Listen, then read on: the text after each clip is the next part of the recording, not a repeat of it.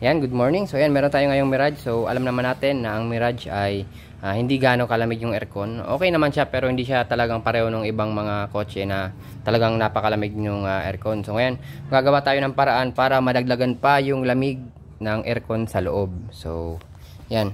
So itong naisip ko is common naman tong ginagawa. So yung heater core, yan, ibabypass na natin yung heater core.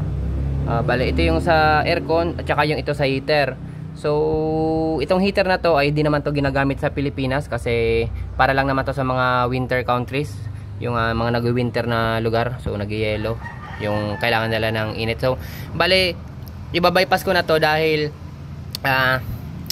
kasi yung heater core niyan sa loob, kahit meron yang division, yung parang may harang, kahit papano nagra-radiate pa rin yan ng init sa loob ng ating kotse. So, bale, umiinit pa rin yan yung dashboard kahit yung harang na plastic, yung parang division niya, pag nag-radiate yan ng init dun sa cover, bale tatagos pa rin yan sa hangin sa loob ng kotse. So yan, para wala na tayong tawag yan. So yung para tumaas yung efficiency ng cooling natin is tanggalin na lang talaga natin yung heater core. So yan, so may magsasabi na naman dyan na masama daw to, pero tandaan nyo, yung mga latest na Mirage, wala na talagang heater core. Wala na talaga nito. Inalis na talaga nila yan. So, bali 2013 model tong Mirage na to. So, kaya meron pa siyang heater core. Pero dahil medyo nahihinaan talaga ako sa aircon, papalakisin pa natin siya ng konti. So, yan. So, bali yan. Ito lang yung gagawin nyo. Ito yung tubing ng heater core. So, tanggalin nyo na lang to. Wait yan. Tanggalin nyo na tong ibabaw. Yan. Tsaka tinanggal ko na yan kanina para di na mahirap tanggalin sa video. So yan, tinanggal ko na yan. So hindi nyo na kailangan bumili ng heater core bypass kit sa Lazada. Sobrang mahal nun, nasa 1,000.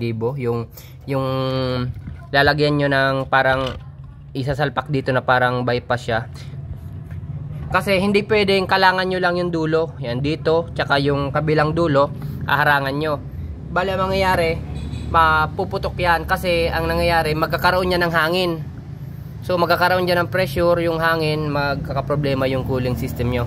Kaya dapat ang bypass, hindi siya actually talaga ikakalang, bali dapat dumadaloy pa rin sa tube yung coolant niya para hindi siya magkaroon ng hangin during bleeding.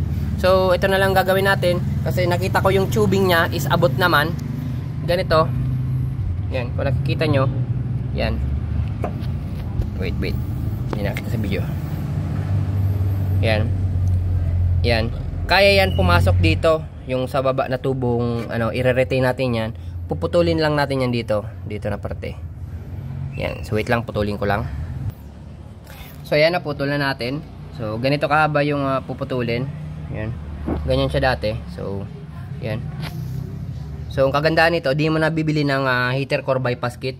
Bale yung existing hose niya is kayang mapagdugtong yung dalawang So yan, lagay natin yung ilagay mo natin yung clamp. Yan, so yan. Nalagay ko na yung clamp. So kasi simple lang yung gagawin. Ipapasok niyo lang naman lang yan diyan. So yan, pagkapasok, yun, bypass na siya. So yan, ipit ko yung lock lang. Yan, ilawan natin. So yan, kung makita nyo, yan, bale naka-bypass na siya papunta doon pababa yung ganyan. Bale hindi yan na tiplok hindi yan tiplok kasi meron pa rin yang yan, may space pa rin yan. Tsaka once na uminit na yung makina, magkakaroon yung pressure yung engine, yan, lolobo yan ng konti kaya malabong magbara yan. So yan, nakatipid tayo ng malaki-laki dito kasi sobra 1,000 yung bypass kit sa Lazada. Yan. Yan, pakasimple lang.